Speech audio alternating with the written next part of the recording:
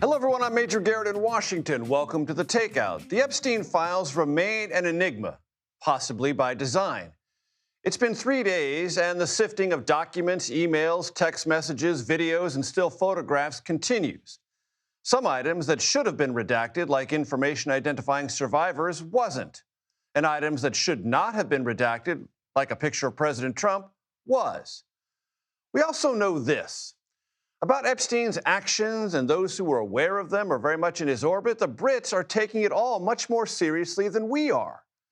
You have doubtless made note of the serial demotions in royal stature visited upon one we used to call Prince Andrew, but now refer to as Andrew Mountbatten Windsor, and think of, when we do think of him, as a barely attached and now Epstein-tarnished appendage of the monarchy. Moreover, UK police said today they may well investigate a former British ambassador to the United States, his name is Peter Mendelsohn, for any possible Epstein-related crimes. Now, whether much comes of this Mendelsohn probe or not, the British ratio of action and curiosity where Epstein wrongdoing is concerned far outstrips that expressed or carried out by the Trump Justice Department in regards to, well, anyone or anything. Spencer Kuvan, a lawyer who has for years represented Epstein survivors, will join us to evaluate where all this stands. And related to that, South Carolina GOP Representative Nancy Mace will join us. She's a victim of sexual assault who has taken her advocacy for sexual abuse survivors to, well, unprecedented levels in Congress. She is also the subject of an unflattering profile published today in New York Magazine. We will ask her about the Epstein files and that profile. If you are a political junkie, and many of you who love this program are, you might have spent part of the weekend learning about Texas Senate District number 9. Republicans have won that Fort Worth area district in every election since 1978. Saturday, in a special election, Democrat Taylor Remmett won, even though he was outspent by more than $2 million, and President Trump, who endorsed the GOP candidate, carried that district by 17 points in 2024. Remmett, by the way, won by 14 points. What does all this mean? I don't know. But Taylor Remmett will join us to let us know what he thinks.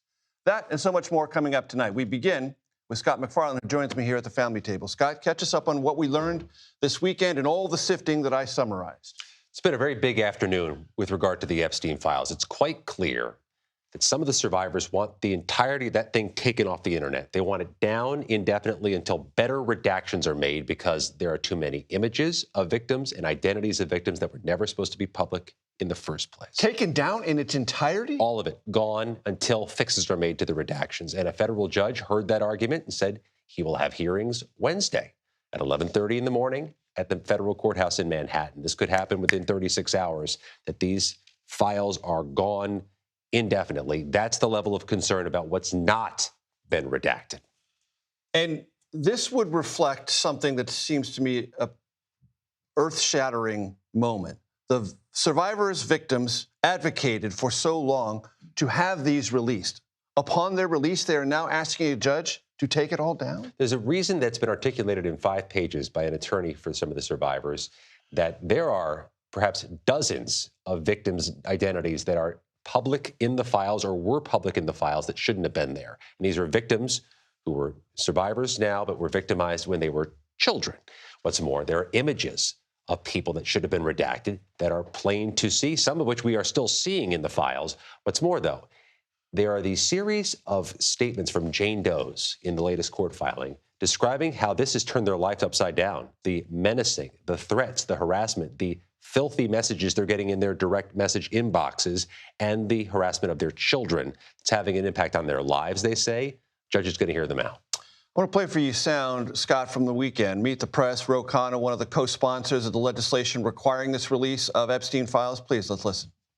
Thomas Massie and I have requested a meeting with the Deputy Attorney General. He said he's open to meeting with members of Congress. He's said he's open to explaining why the redactions were done.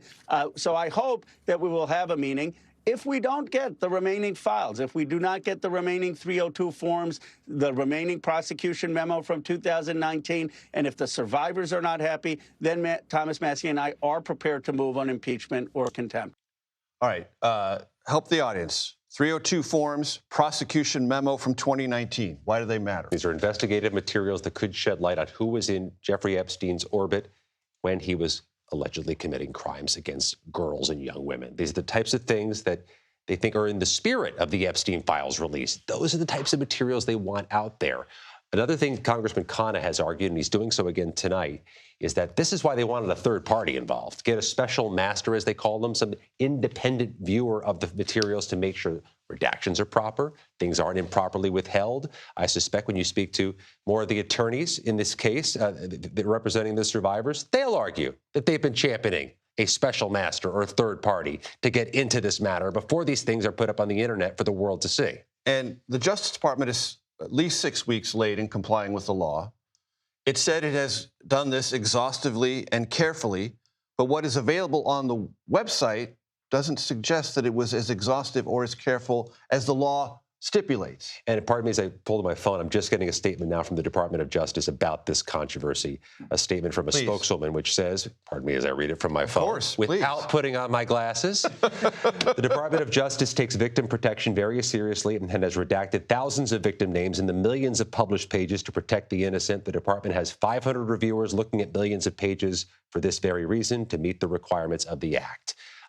They're making, I think, meaning we tried. And that it's an ongoing kinetic thing, but it's already posted.